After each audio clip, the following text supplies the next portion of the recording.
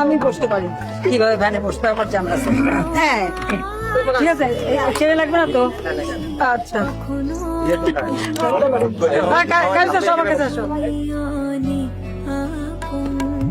আসলে আমাদের জ্ঞান হওয়ার পরে যেটা আমরা দেখছি, আমার আব্বা কোথায়, আব্বা জেলখানে, অথবা যখন মুক্তি পেতেন তখন হয়তো দেখা হতো। এভাবেই আমাদের জন্য বেশিরভাগ দাদা দাদির কাছে আন্দোলন সংগ্রামী ছিলাম। কলেজ ইউনিয়নে ইলেকশন করলাম, ভিপি নির্বাচিত হলাম, এটা ঠিক।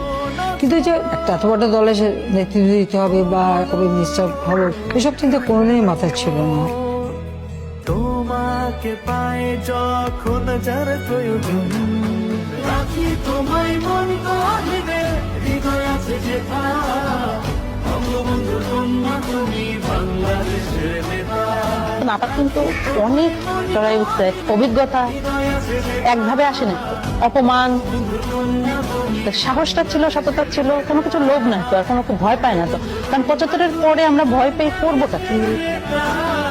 বঙ্গবন্ধুর কন্যা তুমি বাংলাদেশের নেতা।